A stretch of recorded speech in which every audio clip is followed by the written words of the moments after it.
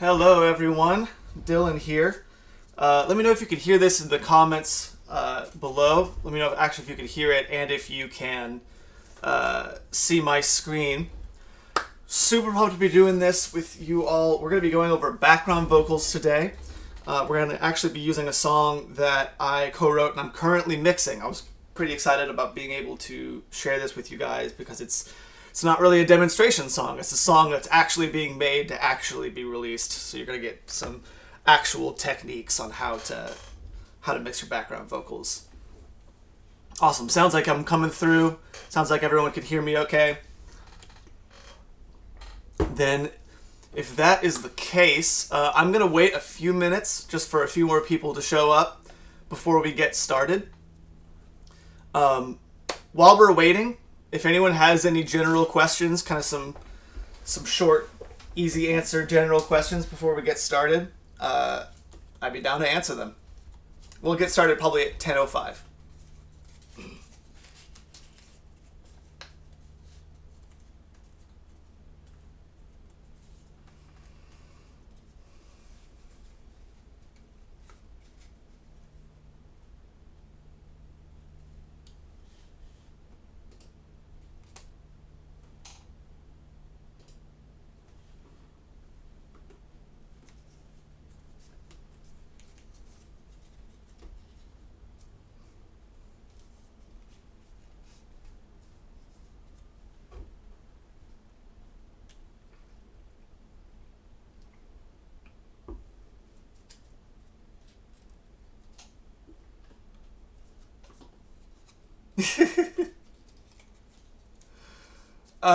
Sam, that's a honestly fair point.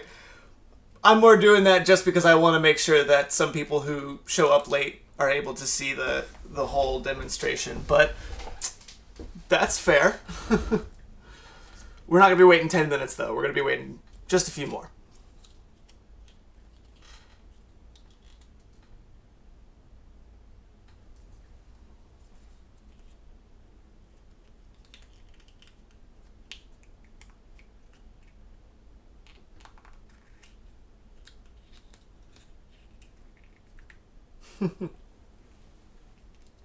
Yeah, I'm with Samuel. Snark, keep it fair. Snark, keep it fair.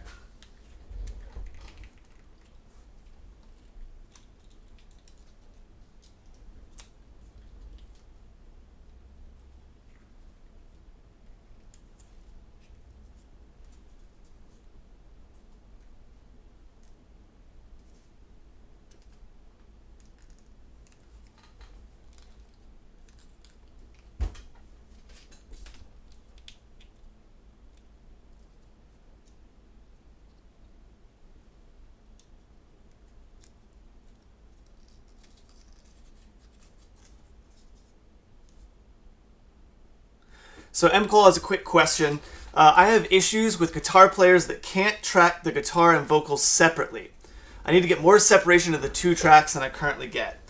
That is a great question. So there's a few different things you can get. Obviously, this is going to be more of a recording question than a mixing question, although you can do some mixing tricks to help this out as well. So first of all, I'd want to make sure that you're using...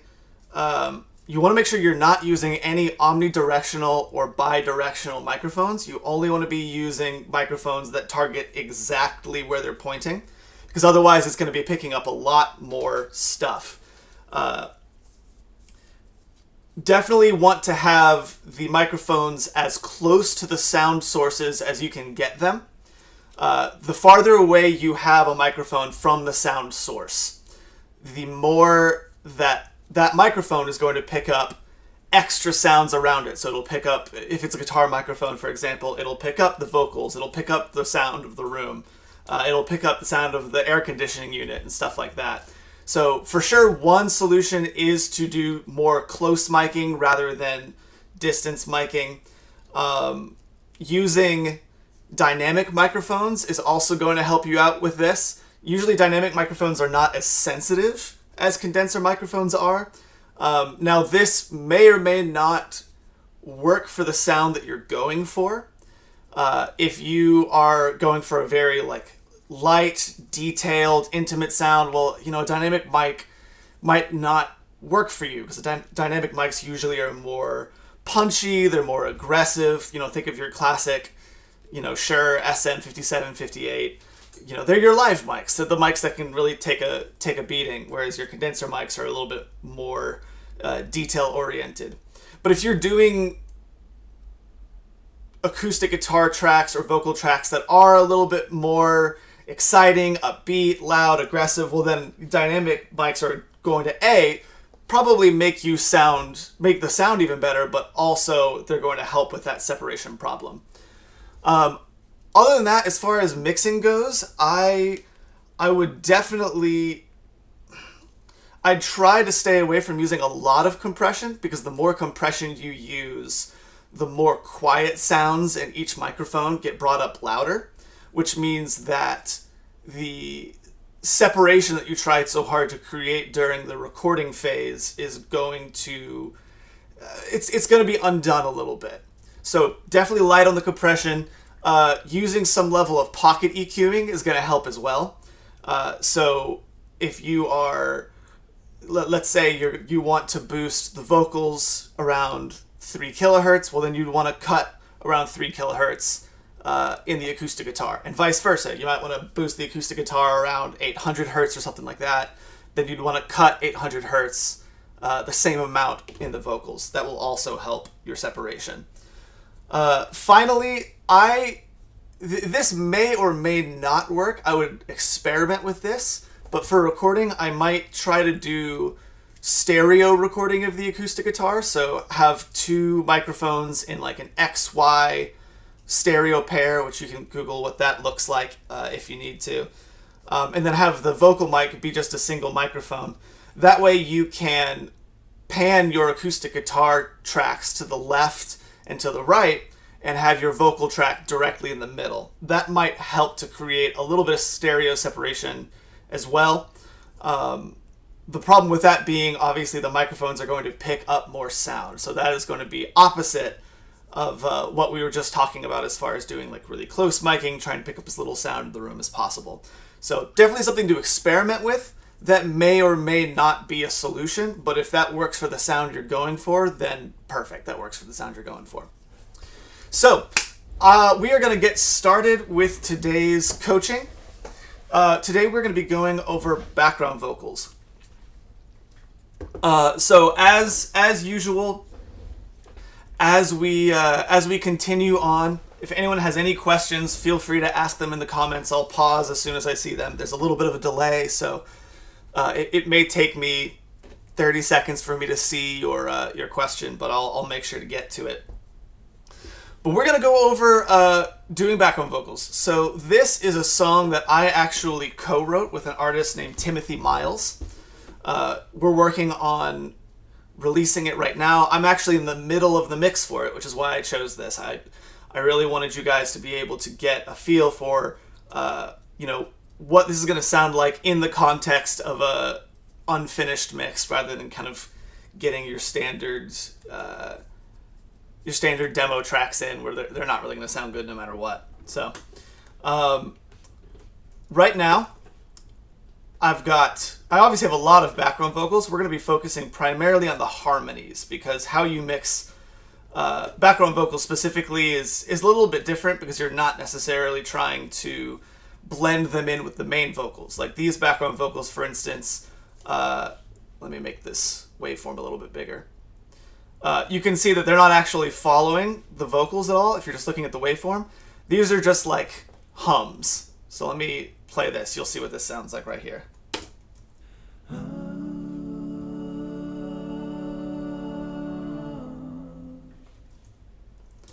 And let me know in the comments if you can hear that. I want to make sure, obviously, that the computer audio is getting sent through the live stream. But how you mix these is going to kind of depend on what the mix needs. We're primarily going to be talking about harmonies, because that's going to be primarily relating to how you can blend them in with the vocals themselves. So first off, let's just listen. I'm going to turn up the harmonies a little bit so you can just kind of hear them a little bit extra. This isn't how much I would actually use them in the mix itself, but I want you to be able to hear what it sounds like.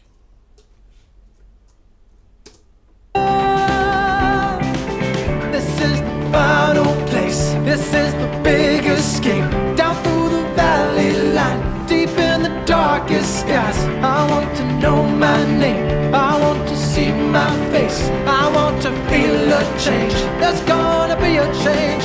Through dawn and dusk we'll break from ourselves uncaged. Through dawn or dusk we'll break from ourselves uncaged.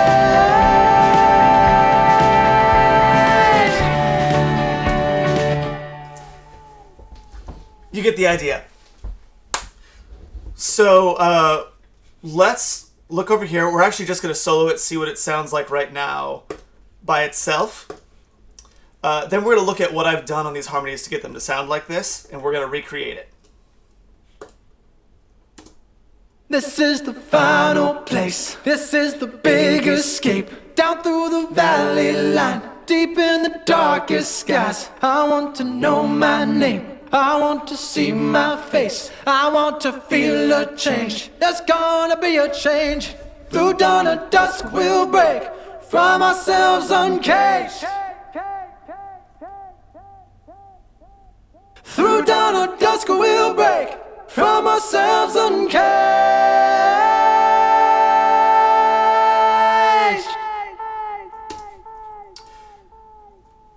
Good stuff. So, first off, the first thing I want to get into actually has nothing to do with mixing and everything to do with editing. We're going to get to mixing. Mixing is obviously important. Background vocals, or rather harmonies specifically, you can mix them absolutely perfectly and they'll still sound sloppy. It's really, really important, more than almost any instrument that you're going to be working on in your song, working on in your mix. It's really important to try to get your harmonies as tight as you possibly can. That's how you get that professional sound. It's not necessarily just like compression tricks and EQ tricks, although that definitely helps. But if you have sloppy harmonies, it's never going to sound professional. So really, your harmony mixing, your background vocal mixing, is going to be made in the edit part of your mix.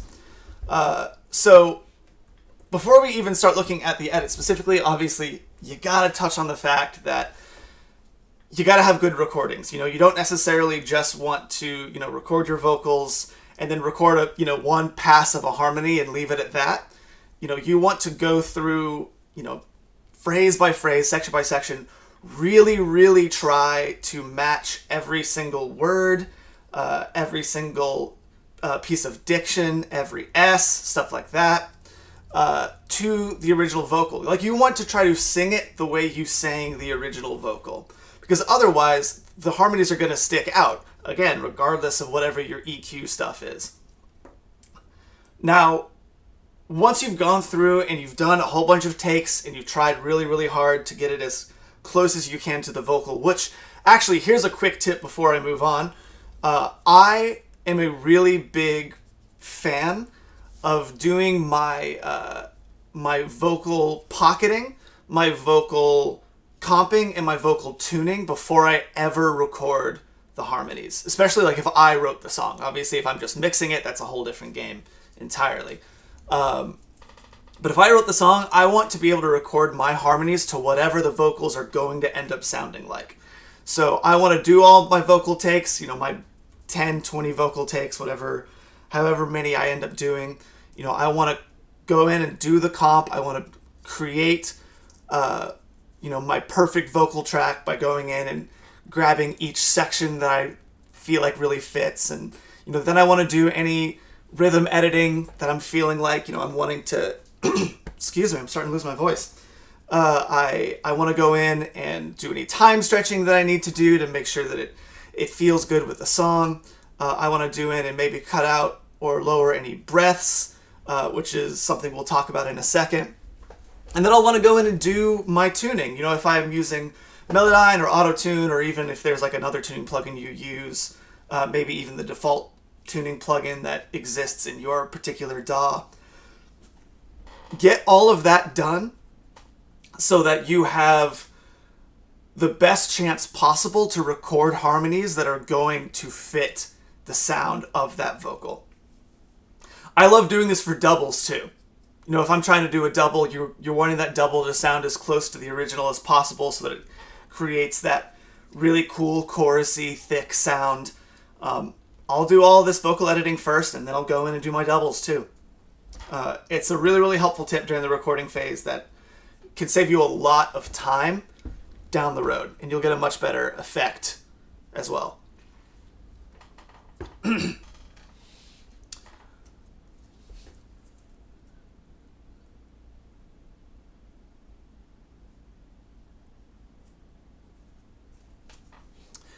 Sam, that's something we will...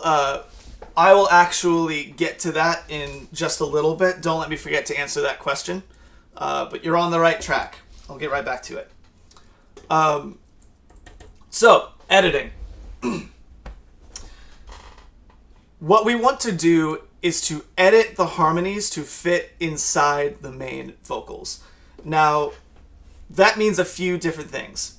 The first thing that means is you want to make sure that the rhythm is really, really tight with the original vocal sound. So where you place each syllable needs to fit where you originally placed that syllable.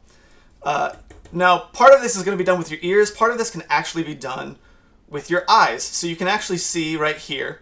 So this word, this waveform starts here, and you can see my two harmonies are roughly around the same area.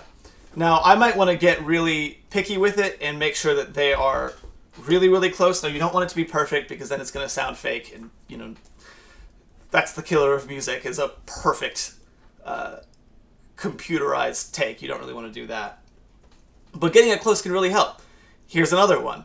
This is obviously the beginning of a word. You know, and I might want to come down here and make sure that this word starts at the same time as this word. So I'm going to do a quick repeat, and let's just listen and see what that sounds like. Final, final, final. So that's literally just the word final. I'm actually going to include place. Final place, final.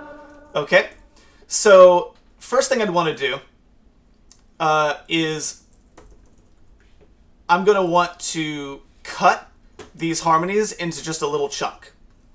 So, but I can do that by either selecting, you know, I can select a scissors tool or something like that. You can also, in Logic, you can hit Command T. That'll separate your regions into two regions. So before I do anything, I just want to be able to move my chunks around. So for instance, if I'm just looking at the waveform, it looks like this harmony is a little bit behind. So I might want to move that up just a little bit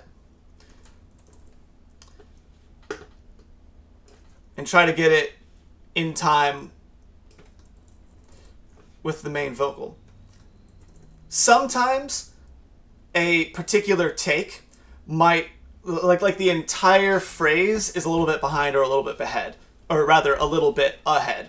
It's not necessarily that, you know, one word got messed up. It's like the whole phrase is just a little bit ahead, a little bit behind. In that case, it's really, really helpful to do this sort of nudging to move everything in line. You might also come across times where just one small thing was problematic, which we'll cover in just a second. But let's listen to what this sounds like now. Final place, final place, Now final. you see how that already sounds just a little bit tighter? Let me take it back to where it was. Final place, final. It's subtle, but like the F's are lining up a little bit better, the N's are lining up a little bit better. And it's going to be less noticeable to the listener, which really that's how you know that you did a good job of editing. Let me make these waveforms just a little bit bigger, so they're a little bit more obvious.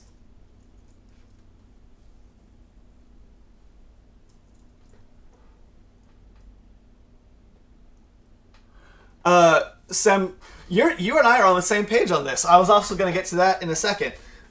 So one thing that that Sems mentions, he said a trick that they use in choirs is that only the main vocal sings the T's, S's, P's, and so on, clearly, and that the other singers sort of swallow them. And he's asking if that's an option. So that's definitely something that you can do in the recording phase if you want. I personally don't love doing that in the recording phase. That's more of a personal choice because I want to get my vocal take as close to the original vocal take as possible, and sometimes whenever you leave out those kinds of consonants, it changes the timbre, the tone of that particular syllable, so it might be just a little bit darker, a little bit brighter, something like that. What I will do is I'll actually come in here. Place is a great example. So final place, that CE, that S sound at the very end of place. Place. This is the bit. Oftentimes I will actually cut that out of the harmonies. So I'll come over here. I will make a cut. And I'll listen and I'll see where exactly I think that S sound is happening. Place. This is... So it looks like this whole waveform right here is that CE sound. Now I'm just going to solo out the harmonies. I'm going to delete this and we're just going to see what that sounds like. It's probably going to sound bad because I haven't actually gone in and made sure that it's exactly correct. Play. Cut a lot of that stuff out too. So let's bring this back in a bit. Okay. So the next thing I'm going to do is I'm going to add some pretty long fades to make it feel much more natural and much less of a straight up and down cut. Obviously there's a lot of different ways that you can do this in your DAW. My favorite way to do this in Logic in particular is if you go up to the top corner here, you'll see this cursor that's here right now, these two arrows, and you can just grab and drag and it'll add it on both if you have both selected. So just a little bit more natural. So Final play. it just sounds a little bit more like they're saying final play instead of final place. Now let's listen to that with the original. Final place. This is the... Now all you hear is that S sound that's coming from the original take. You're not hearing all of the S sounds that are coming from the harmonies. This is fantastic because not only do those sounds tend to be really harsh, but those sounds are very percussive. And percussive sounds, if they're not all lined up perfectly, they stick out a lot more in your mix. You know, it's a lot easier to hide syllables that aren't lined up perfectly if, for instance, it's like an N sound or an M sound. Or a vowel or something like that, because those are softer sounds. They're not such hard percussive sounds, and so they're not going to be quite as noticeable. So let me unsolo this. Let's listen to it in the context of the mix. This is the final place. This is the... You hear how that CE, that S sound, was not nearly as harsh as it was before? So let me put it back in.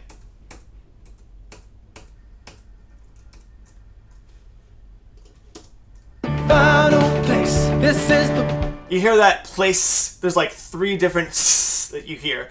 And especially considering the fact that I have the 2 harmonies panned to the left and the right, that means you're hearing that percussive sound in the left and the right ears, which means that the listener is going to be able to tell even more that it's a completely different rhythmic syllable. And that's going to make your harmony stick out. And obviously what you don't want is the harmonies to stick out. So that is what I would do.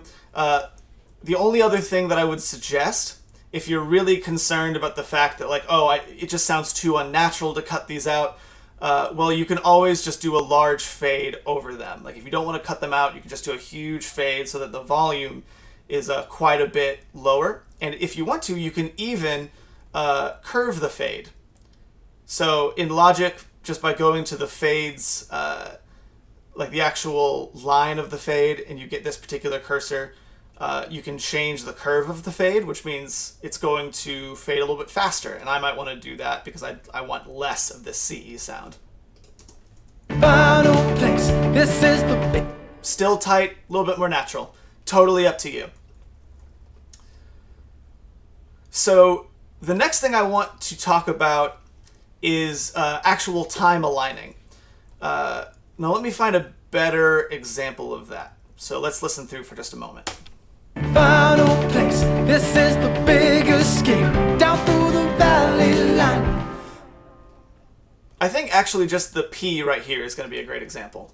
Final place. This is. So you can see, right here, in the main vocal, the P sound kind of happens around here.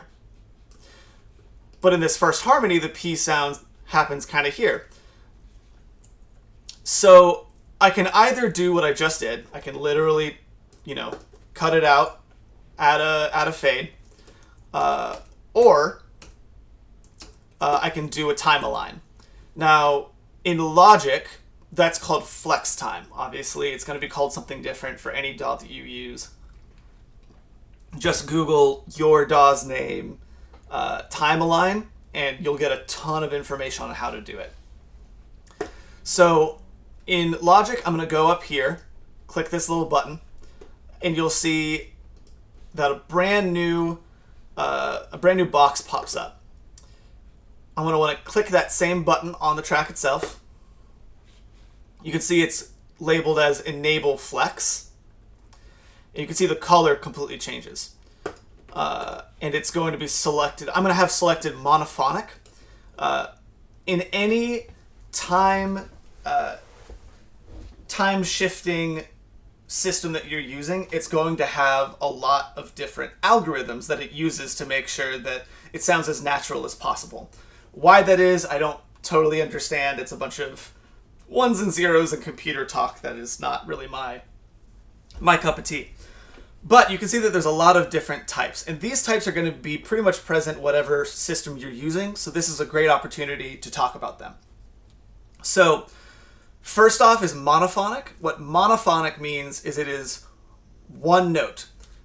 It's no chords. It's not an acoustic guitar. It's not a piano. It is a singer. There's only one note happening at a time. The opposite of that is down here, which is polyphonic. So polyphonic is multiple notes. So again, that's your guitars, your pianos, your synths, stuff where at some point in the song, there are multiple notes happening at the exact same time. That's going to need a different algorithm to cover that. There's also slicing. Slicing is great for if you are either doing drums or you are wanting to, you're not really wanting to stretch anything, you're just wanting to move stuff around. Slicing basically is just an easier way, let me turn this off for a moment. Slicing is just an easier way than going in and physically cutting up a region and moving it around. Slicing, hold on. Where did I go? Slicing will just do that for you. I don't love doing that using slicing personally because I love doing actual time stretching, and I like doing my slicing manually. That's just the way it works best for me. And then finally, there's rhythmic. Rhythmic obviously is great for drums, percussion, stuff like that. It's for your more percussive attacks. You can't really use rhythmic on a vocal because vocal attacks the beginning of each note a lot softer than a snare hit.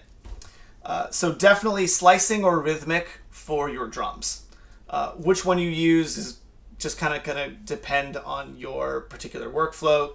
Rhythmic is going to be more of your traditional time stretching, so it will physically stretch notes, whereas slicing, like I just said, is more just like you're moving the note around. Totally up to you. And then down here, I think these are specific to Logic. These are more just cool effects. So speed can physically change the speed of the particular note, and then tempo phone. Honestly, I would recommend just going in and messing with them. I don't use them a ton, but I think Tempophone you can use to do kind of like those record slowdown sounds. So it's just like where it's like ba-da-da-da-da, that kind of thing. I think you can use it to do that sort of effect. But I'd go in and experiment with them if you're just looking for something new. But right now we are going to stick with monophonic. So I'm going to turn this on. And I'm going to create two cursors by clicking. So one at the beginning of the P and one at the end of the P. So usually the end of a consonant like that is where you start seeing more consistent waveforms. Like in a singer, these consistent waveforms mean a note is happening, whereas these really inconsistent waveforms, like this one here, for instance, mean a consonant is happening, a sound is happening, rather than like a specific note. So I'm going to put another cursor right here. Now what that does is it anchors the position of this particular sound. So if I didn't have this here, let me get rid of it. You can get rid of it by double clicking. And I moved this around, you can see it moves the entire track with it. Now I don't want that to happen. So by creating an anchor point, and I should actually also create an anchor point back here, it's just moving this single note. That's it. So I'm going to try to align this with the P that I'm seeing in the vocal itself. So I'm seeing some waveforms that are looking kind of inconsistent around there. Now let's see what this sounds like. This is the final place. This is the Now you see how that sounds so much tighter than it did before. Let me put it back so you can hear it. final place. This is There's a menagerie. There's your $5 word of the day. Jeez, a menagerie of P's and L's that are happening right there. It's not tight, but whenever you add that time stretching, it all sounds like one piece. This is the final place. This is the Perfect. Okay, so Michael's got a question. Any thoughts on the pros and cons of using plugins like Vocal Synth to align background vocals to themselves and with the lead vocal?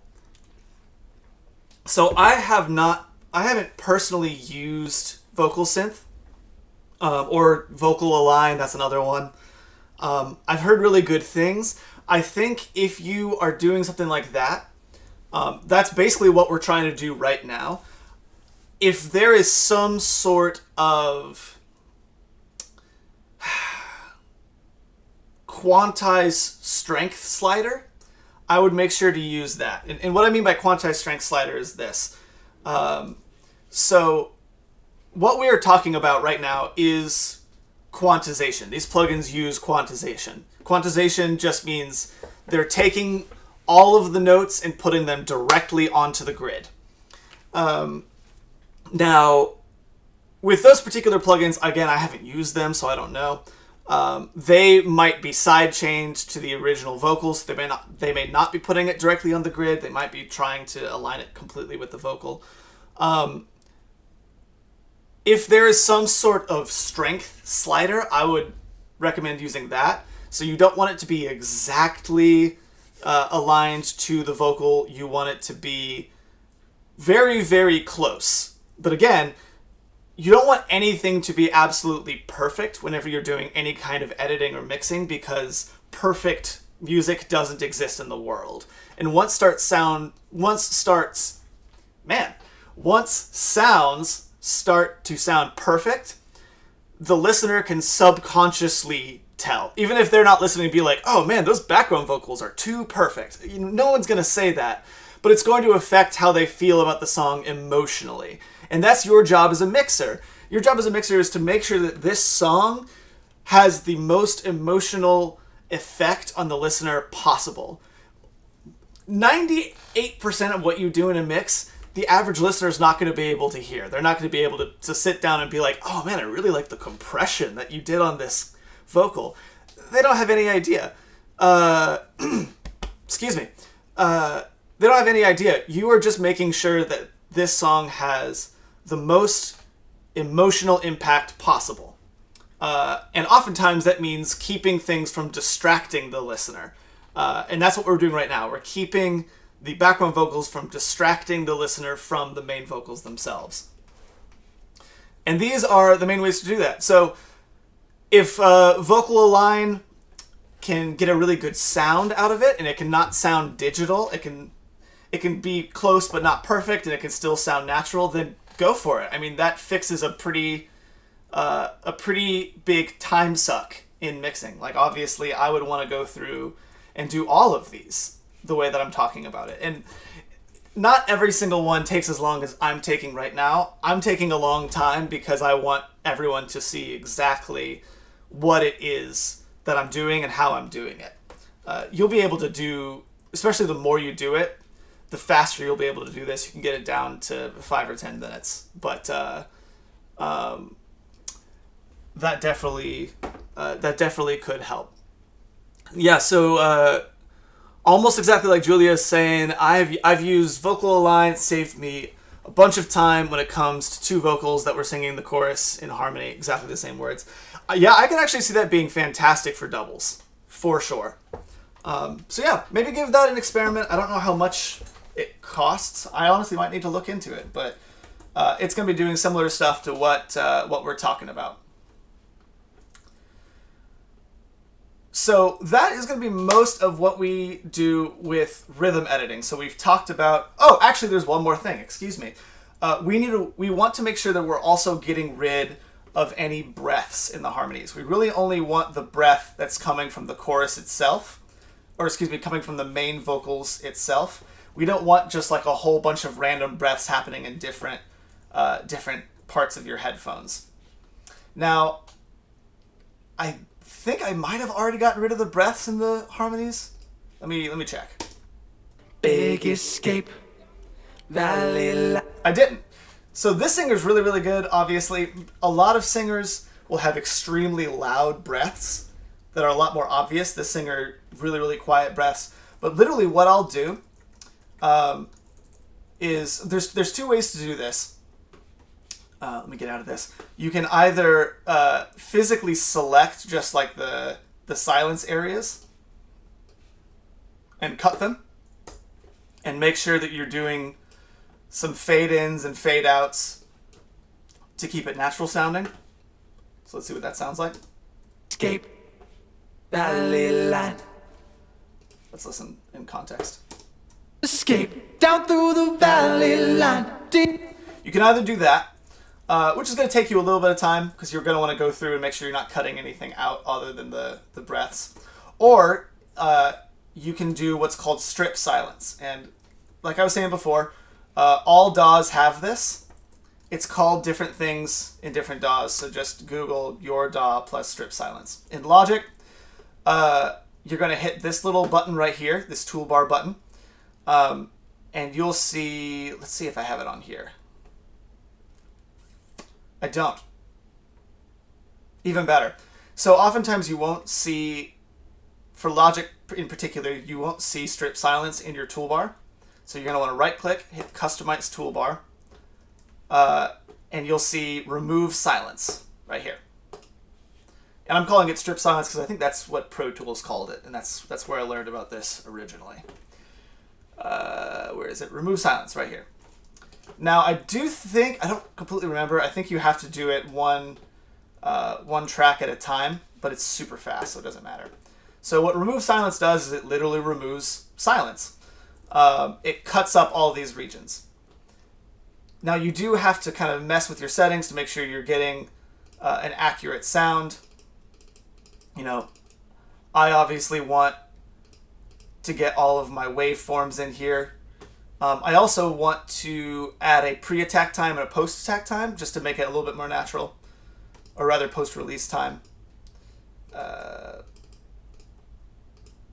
So I might just add, 1/10 of a second. And for pre-attack time,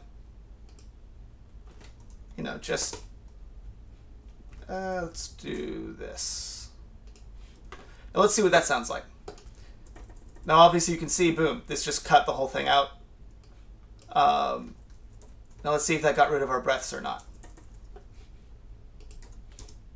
This is the biggest Get rid of that. big escape. Alley line, darkest skies. Know my name, see my face. So you can see all of those are gone. All the breaths are gone, and that's not going to detract at all, because really what the vocal, or rather what the listener wants to hear from the vocal, is just the breath from the main vocals. You want that emotional feeling from hearing a singer breathing. You don't want to hear, 50 different harmony tracks all breathing at the same time. It's especially problematic if you do have just a ton of harmonies. Like, for whatever reason, you have maybe, one or two harmonies, and you've decided, oh, I want them to sound like a choir, so I'm going to just record them, 10 times for each. Then all those breaths are going to be really, really problematic. So doing some sort of strip silence is really going to help to get rid of all that stuff a lot faster. Now, you do want to make sure, again, that you're doing fades. It's going to sound unnatural if there's not a fade in and a fade out. You want to make sure all of your edits are still musical. This is the big escape. Alley line, darkest skies. No. Good stuff. Okay, so that's pretty much all the editing as far as rhythm and cleaning goes that you're going to want to do. After that, you're going to want to do tuning. Now, I don't have enough time to go into tuning. That's a whole nother lesson on its own. DAWs, a lot of DAWs have their own tuning plugin. Obviously, you can use stuff like Melodyne or Auto-Tune or Waves Tuner, or I'm sure there's a bunch of other ones. I'm a big fan of Melodyne, personally. If anyone wants a recommendation, I think you can get the most natural sound out of it. Though it takes a little bit of learning how to do it. It's not a great sort of get out of the box and start using it perfectly. But if you take some time to learn how to do it, it's really, really good. Excuse me. I've already gone through and tuned these for the most part.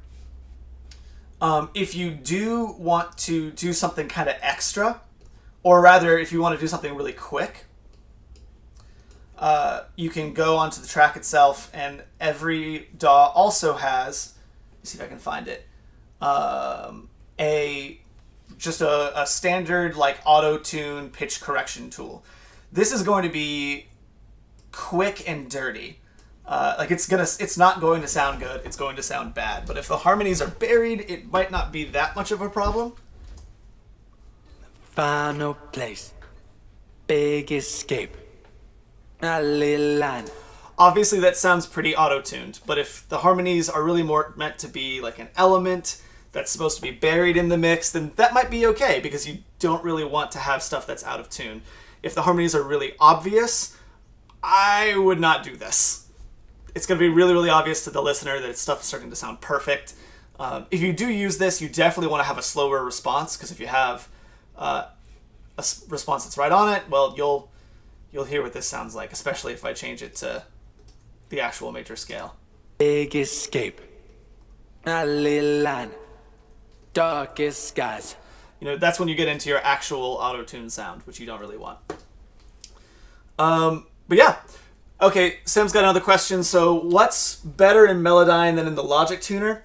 I just think, so Melodyne has a lot of different options that the Logic Tuner doesn't have. Like, you can go in, I haven't used the Logic Tuner a ton, so I forget specifically what options that Melodyne has that Logic doesn't have. So I may name off some stuff that Logic does have. Again, I'm not super up to date on it. But like Melodyne can do stuff like you can affect the vibrato. So rather than affecting the pitch, you can just control the vibrato of the singer. You can control the pitch drift, which is fantastic. Which basically means, like a lot of singers will sing a note, and then over time, their pitch will start to drift down or drift up. So you can kind of rebalance that pitch, which is great at making a singer sound more professional, more confident. You can change the formant, which is great. That's kind of just like changing the tone of a particular note. You can do a lot of time aligning stuff, which I don't use a ton of, but a lot of people swear by. Also, their algorithms are just a lot higher quality. They sound a lot less digital than Logic's does. For me, that's kind of what it came down to. Like, there's a lot more bells and whistles that you can get in Melodyne, for sure. But it's just every time I use Logic's stock tuner, it's good, don't get me wrong. But I just tended to get like a more digital sound out of it, whereas with Melodyne it was a much cleaner sound, and really that's what I was going for. So that was, for me, the main reason why I ended up doing that instead. So let's move on to the actual mixing part, especially because we're kind of running out of time, and I want to be able to give you guys some questions, some time to do questions. So before we start, I just want to talk about a few things that I've done to the tracks themselves. So obviously I have both of these routed to a bus, which you can see right here. You can see the output is bus 17 for both of these, and the input right here is also bus 17. So before I went to the bus, there was a few things that I did. One is that I de-essed them. So on this particular vocal, I really felt like I needed to put a little bit extra de-essing on it, rather than just going in and cutting out all of those percussive S sounds that we worked on fixing earlier. So you might not need to do this. For me, for this particular sound, for this particular vocal, I felt like I needed to. De-essing, again, is kind of like a whole new thing. Or not a whole new thing, a whole different lesson to get into. I would definitely watch a few tutorials. We actually have a tutorial on it in the members area, I believe, and also on YouTube itself. But pretty much all it is it's controlling your S sounds. It's a compressor that focuses specifically on the S. If I solo this out right now, let's listen to. I'm gonna just listen to the S itself. So that's all we're hearing, or that's all we're controlling. Everything else is unaffected. So that's really helpful. Definitely do that on the harmonies themselves. You can see I actually have also done it on the bus. I would not recommend doing that. I actually think I'm going to take that off later. In fact, I'm just going to take it off now. Those things get a lot less... they get a little bit more digital sounding when they're handling more than one S at a time. So I would definitely recommend doing them individually on the harmonies, not on the bus, if you can avoid it. If you're just trying to do a quick and dirty one, really fast, on the bus is fine. But I would, I'd recommend doing it here. I also have an instance of Vocal Writer. So this is a thing we obviously talk about a lot, which is gain automation. You're wanting to, especially for stuff that's supposed to sound very upfront, very natural, gain automation is a really, really helpful tool for increasing the potential quality of a sound. And what I mean by that is that, like, if there is, let's say there's a few words in here that are extra loud and a few words in here that are extra quiet. Well, your compression that you have on the vocal itself is going to work extra hard on those loud sounds and isn't going to touch those quiet sounds at all. Which can lead to a more aggressive compression sound, a less natural sounding compression sound. So by doing some gain automation ahead of time, making sure everything's kind of just in the same region, that is going to make your compression sound have the potential to sound a lot better, a lot more natural, a lot more like the singer was just doing it on their own rather than you having to go in and process it. So obviously you can go and do this yourself. You don't have to have a plugin to do it. Vocal Writer is a plugin from Waves that I love just because it does it automatically. But if you wanted to do it yourself, all you have to do, select little regions that just seem like they're too loud or regions that seem like they're too quiet, cut them, and then You can either use a gain plugin. So what a lot of people do is... actually, hold on one moment. There's two ways to do this. There's the way that I do it in Logic, and then there's the way that most people do it. So let me actually show you the way that most people do it, which is that they will go to their automation. They'll go to a gain plugin, like this one. They'll add that at the end of the chain if it's happening on the track itself, and the beginning of the chain if it's happening on the bus. And they will select that particular plugin, and they'll select the gain for that. And now you have control of the automation of that plugin.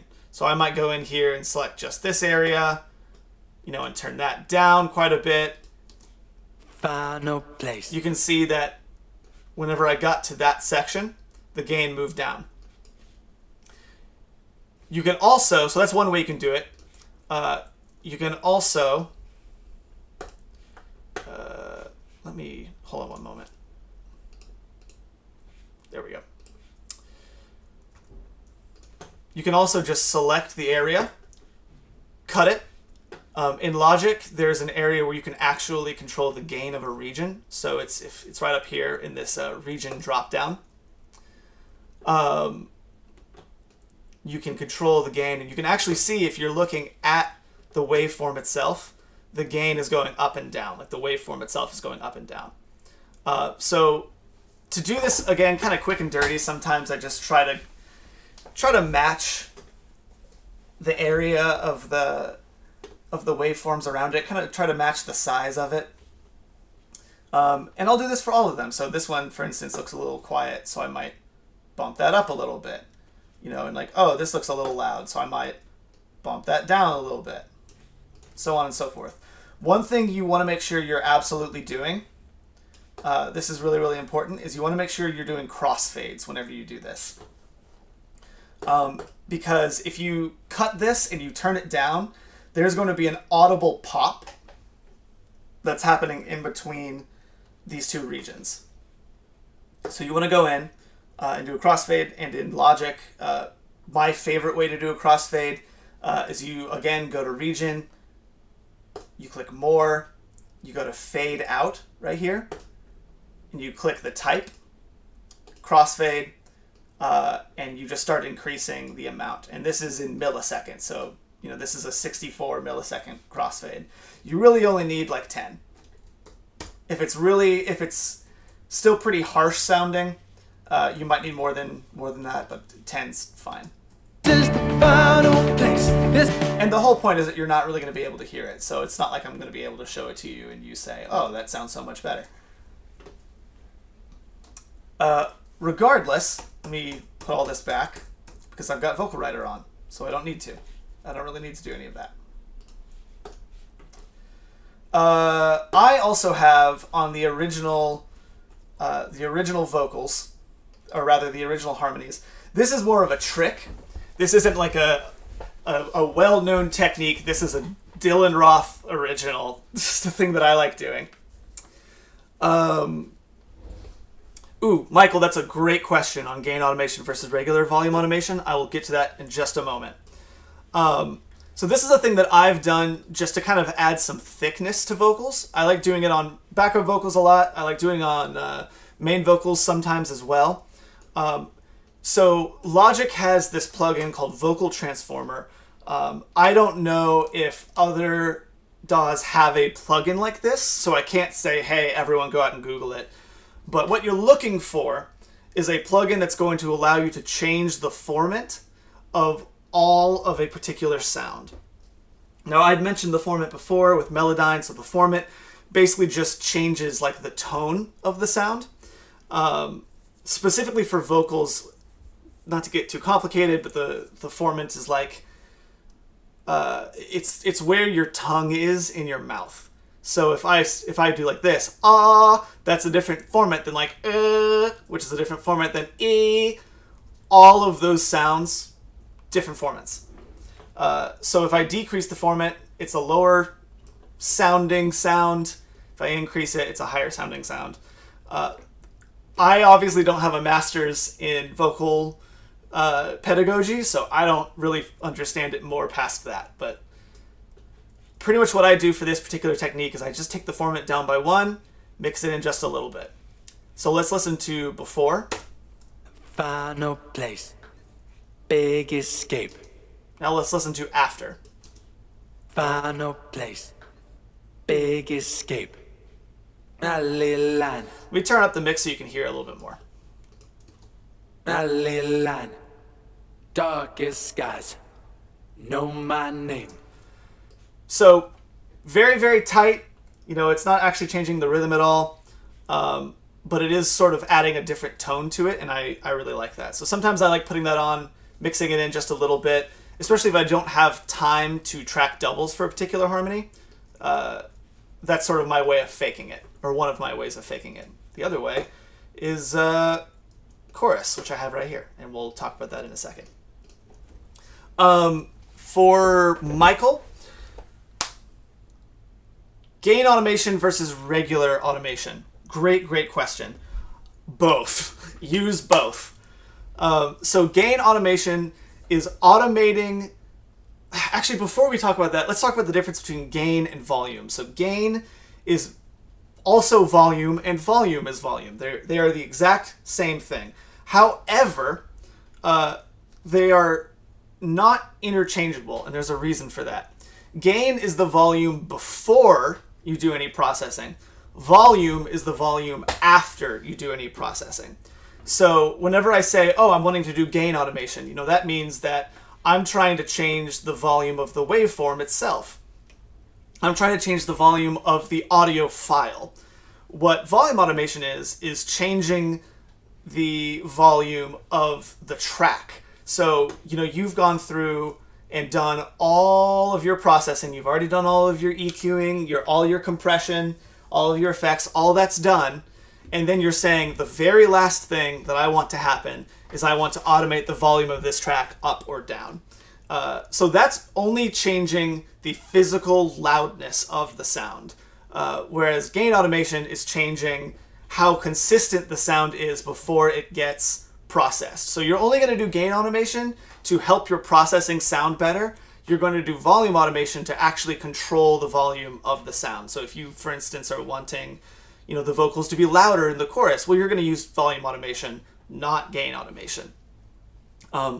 You also sometimes, even after doing gain automation, even after doing all your compression, sometimes certain words or certain phrases might just stick out or be too quiet.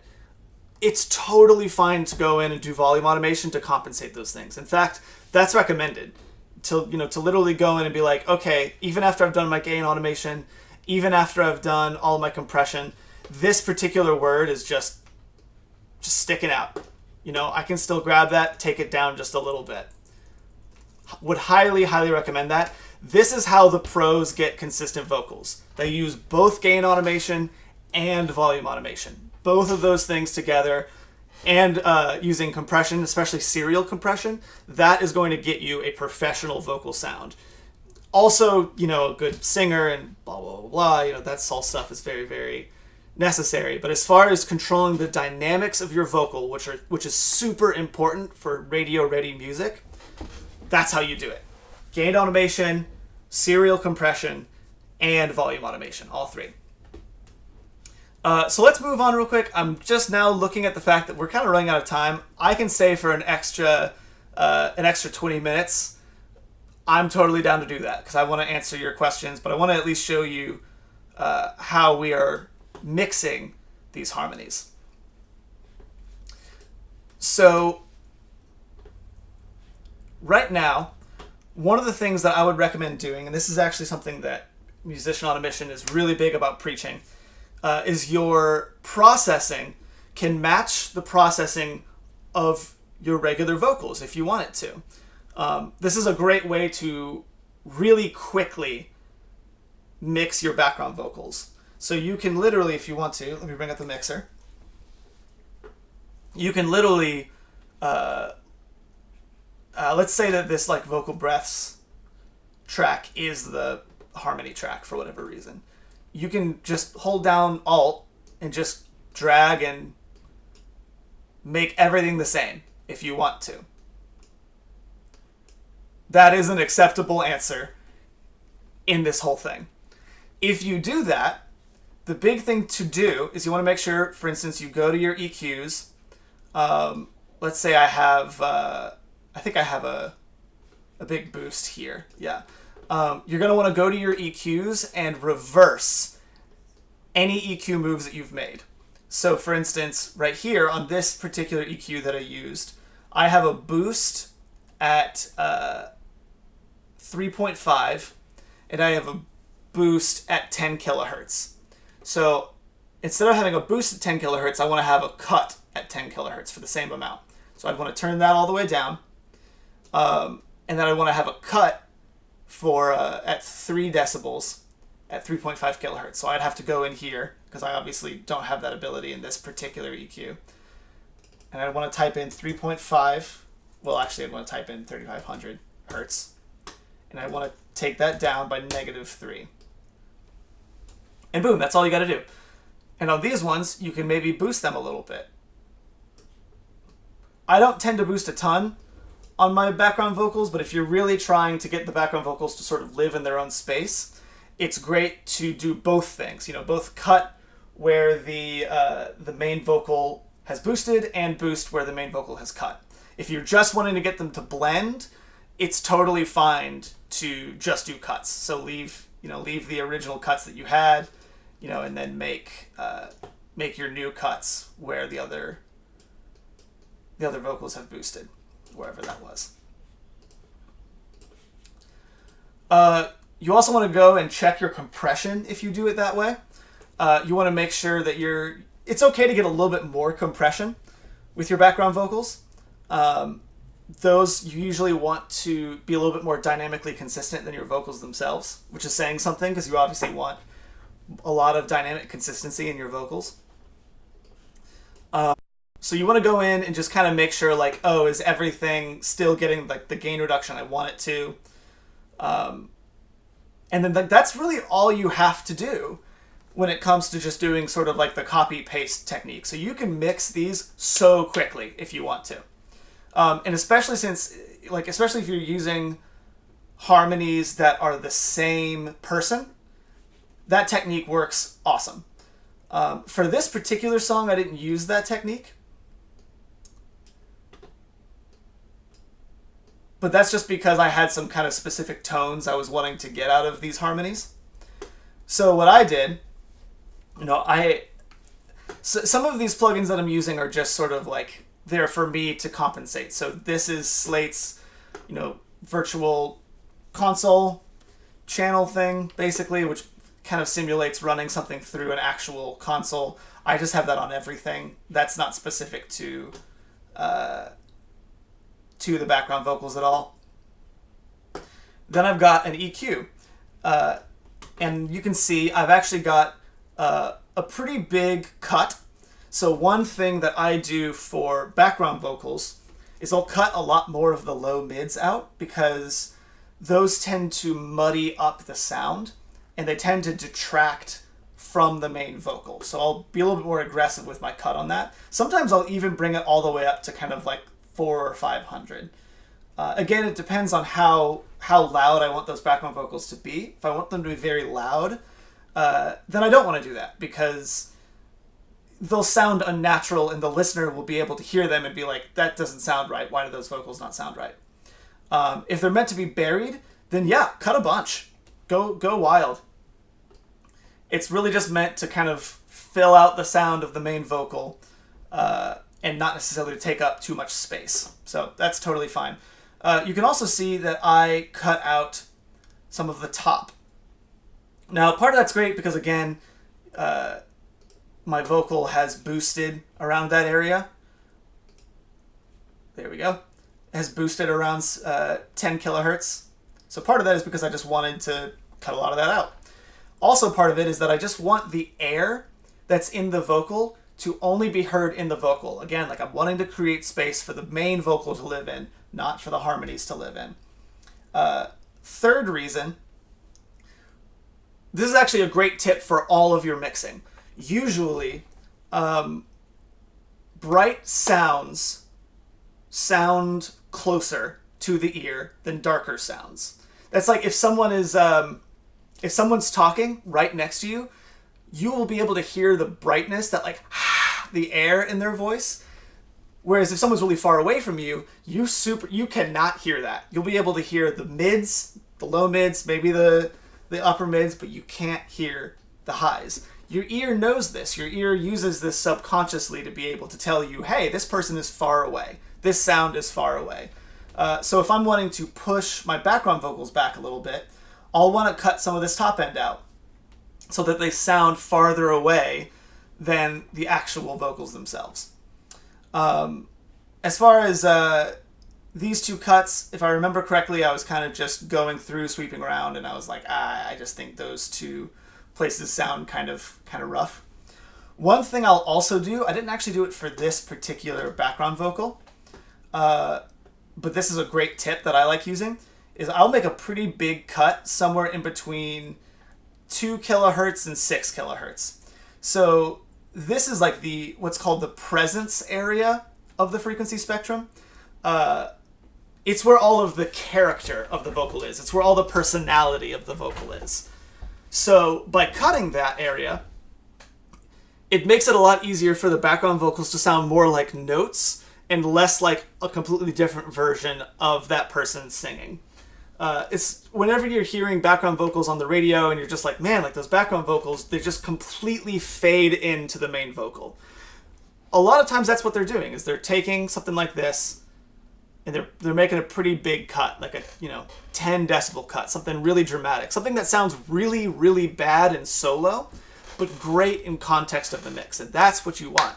You don't want background vocals that sound good in solo. You want background vocals that sound good in the mix. Let me get rid of this. I also did some serial compression. As you can see, I used this particular compressor, which is based on, I think, like an SSL 4000. You don't have to know that, and you can use any compressor you want. It does not have to be specific to one style of compression. This is just how I decided to do it, because this particular compressor, for me, is really great at background vocals. One important thing that you'll see with my serial compression, my first one has a hyper fast attack. Look at this, literally 0.01 milliseconds. So that's 0.1 microseconds, really, really fast. And then a fairly fast release. Not as fast as I would like it personally, but a release of, I think this is 100 milliseconds. And then the second one is the exact opposite. So it's 30 milliseconds attack, 400 millisecond release. Now the reason for this, hyper fast attacks are really, really good at controlling the dynamics of a sound, but they also will push a sound back in the mix. This is because really loud sounds, our ear perceives them as closer. So if I was to hit a snare, your ear will actually perceive that snare as closer than if I was to hit if I was to, pluck a guitar string at that exact same distance. For whatever reason, the ear is like, oh yeah, the snare is closer than the acoustic guitar, even if both of them are at the exact same place. So by controlling some of those really loud transients, those loud sounds that happen at the very beginning, you're able to push it back in the mix, which again, for me, is what I wanted. I wanted it to sit behind the vocal.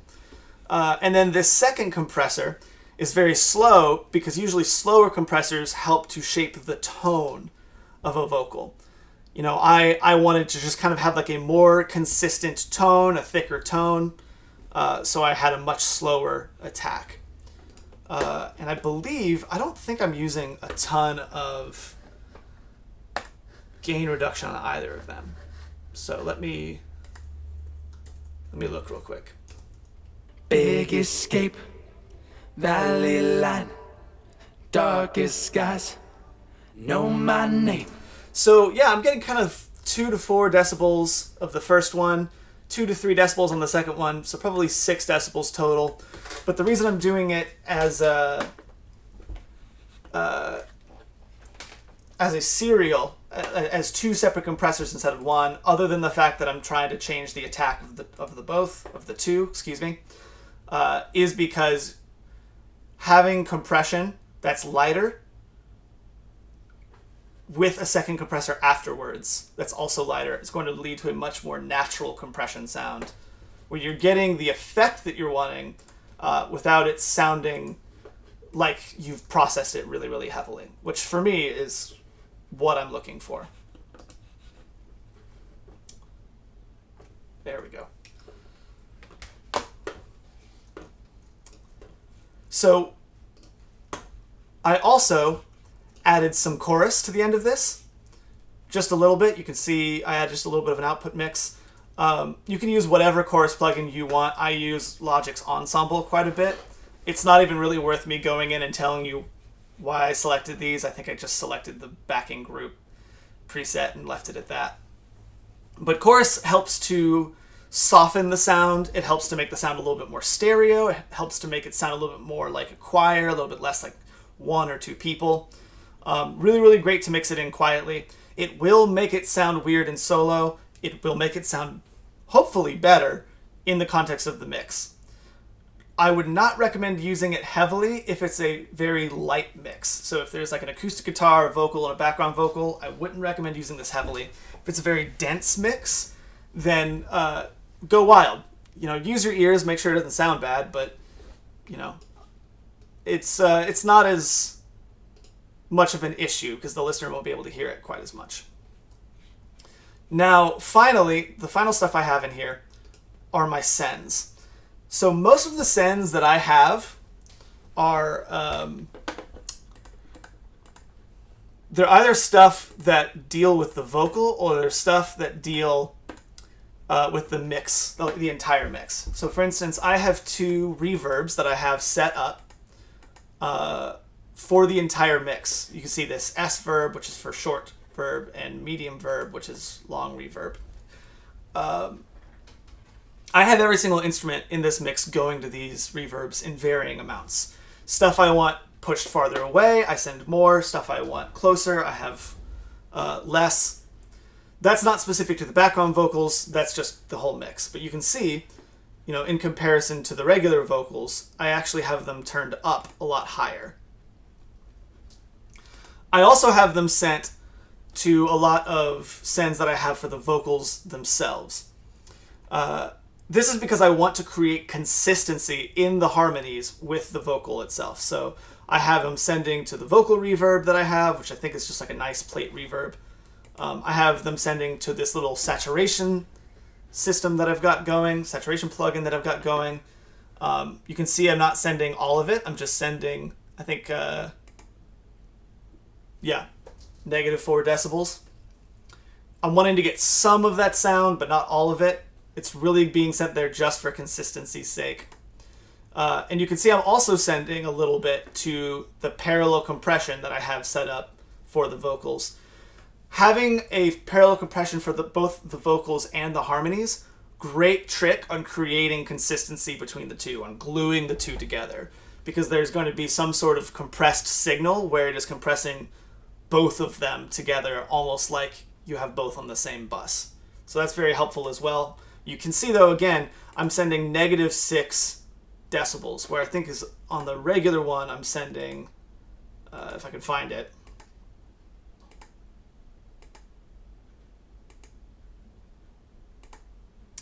I can't find it. It's somewhere on there. But on the regular one, I'm sending 100%. And that's pretty much it. You know, I've got a lot of reverb on it. I've got some extra compression on it. I've got some extra stuff on it. You can add a lot of different effects on background vocals if you want. It's fine to be more effect heavy, especially if the effects either help them to blend in or they help them to stand out. You might want them to stand out quite a bit more. But that is the concept of mixing harmonies. That's the process. It's a lot of editing. It's, in my opinion, the most editing you're going to do on any anything in your song. It's a little bit of mixing. The mixing's very similar to how you mix the vocal itself. and it's a little bit of affecting, with like the chorus or with my vocal transformer. So let's listen one more time to see what this sounds like in context of the whole mix. And I'll turn this up a little bit so you can hear it.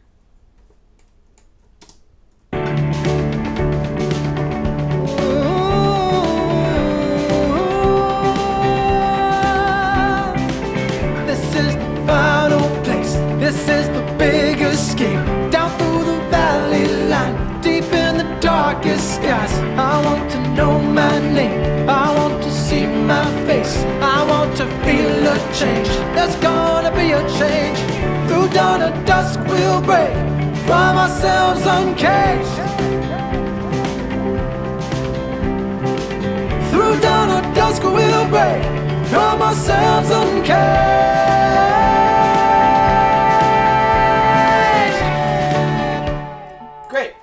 Now, there's still a lot I would like to do with that. A lot of the editing stuff that we talked about, I'd like to go in and do that for each section. There's quite a few consonants that kind of felt like they weren't really lining up.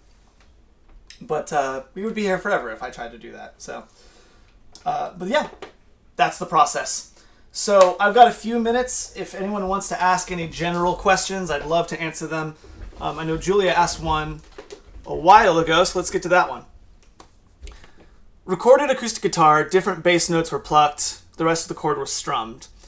Pick notes are way too loud. Apart from a compressor, how can I fix this issue? So let me read that again to make sure I'm understanding. So you recorded an acoustic guitar. The different bass notes were all plucked, but the rest of the chord was strummed. I assume you mean that you were using your fingers, so kind of like you were plucking with your thumb and then strumming the rest with the rest of your fingers. There are a few different ways you can fix this. Obviously, a compressor is one of them. Gain automation is another one. So that's going back in, kind of back into what we were talking about earlier. So going back in, selecting different regions that look extra loud, splitting them, turning down the gain, using a crossfade to make sure they all sound natural. That obviously is very involved because you're going to have to do that for the entire song, but that's probably one of the best ways to fix what you're talking about, because then the compressor is going to consistently compress everything rather than just compress that one note. If it's just compressing that one note, then it's not actually it's not actually gonna help you in the way that you want. Nick suggested a multiband compressor. That might also help as well. If, for instance, the bass note for some reason is a lot lower than the rest of them, and it's kind of staying around the same area, you absolutely could use a multiband compressor first, and then have that run into a regular compressor for the entire acoustic guitar, since that will kind of control just those single notes. That's going to be very helpful as well. Other than that, let me think. If you wanted to, you could use an EQ to cut that area. That obviously wouldn't really control the dynamics of all of the harmonics of that note, but it would at least control sort of just the original sound, or not the original sound, the fundamentals of those frequencies, which will help. If you have a dynamic EQ will help a lot as well. Dynamic EQ is going to kind of like is going to do a similar thing to the multiband compressor, but you'll have a little bit more control over what you're doing with a dynamic EQ rather than with a multiband compressor. I believe doing all those things should, if not fix your problem, then at least help to remedy your problem. Also, you can move your microphone farther away from the top of your strings. If you're recording a new one, kind of point them more towards the the treble strings, you know what I mean, the higher strings. Point them more towards there. That'll pick up a little bit more of that stuff, which hopefully should balance out the sound that you're actually getting recorded. Yeah, those are the dynamic EQs, are those bouncy EQs. That's kind of what we're talking about. So that would be just kind of like selecting the notes that are extra loud, and then selecting the threshold to just grab those notes whenever they're hitting. So, anyone else have any other questions? I'd love to answer them.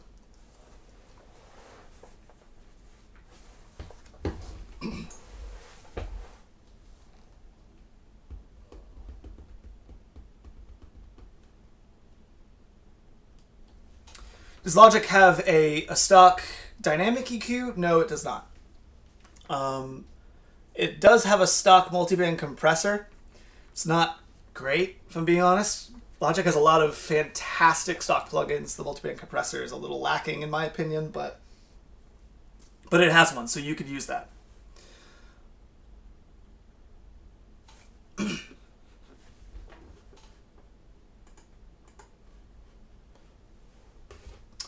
A good one. I don't use a ton of that. I really honestly haven't used dynamic EQs a lot. I don't know if I'm the best person to give you a recommendation. I think Waves has one that's used a lot. It's pretty relatively cheap. I believe FabFilter Pro Q3 just introduced a dynamic EQ feature. And I'm a huge fan of all of FabFilter's stuff. I mean, I can't recommend the Pro Q3 and all of the other stuff enough. So I guess if they have one, I'd go for that. It will be a little bit more expensive though, so kind of up to you. Michael's asking, what do you like most about the Seventh Heaven reverb? That's a great question. Let me see if I can find... Did I use Seventh Heaven on this one? I did. Great. So this is the Seventh Heaven reverb. I'm a real big fan of it. I need to... Quick disclaimer, it's expensive. Don't buy this until you've fully mastered the stock plugins. This is not going to give you like the best mix possible, but it does have a much smoother sound, in my opinion, than a lot of the stuff I've been using in the past. What do I like most about it? So first off, I just think it sounds really good. This is modeled after some old digital reverb, some old convolution reverb that was really popular in the 80s and 90s. I'm totally forgetting the name of it now. I'm sure if you Google Seventh Heaven, it'll pop up. But I just think like the reverbs themselves sound really good. I also love the fact that you have full control over the early and late reflections. I quite a bit will mess with this in the way that I do reverbs. You know, if I'm trying to create a reverb that pushes things back in the mix, I'll use a lot more early reflections and less late reflections.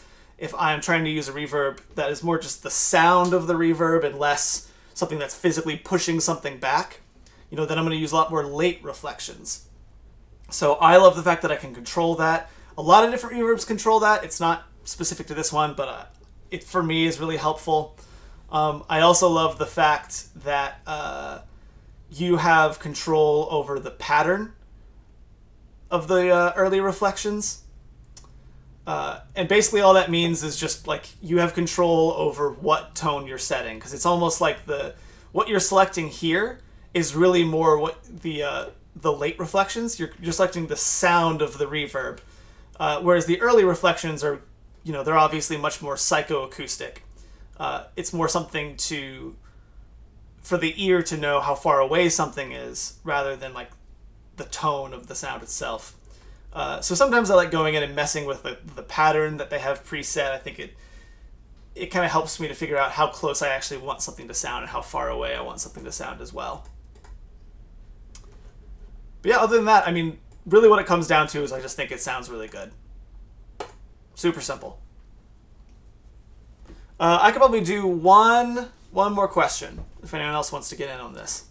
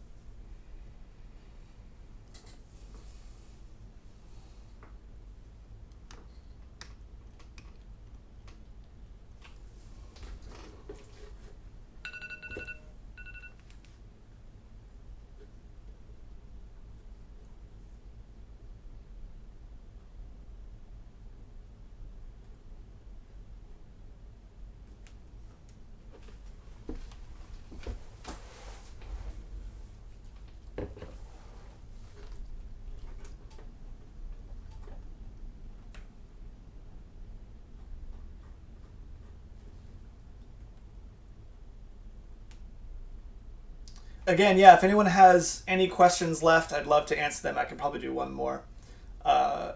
Give you all about another minute or two, and then I'm gonna close this for our session. Close this session down.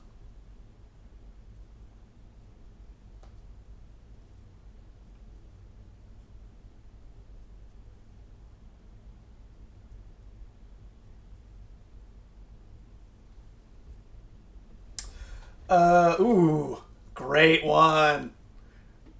Ooh, you asked me a great question for me to geek out, Michael.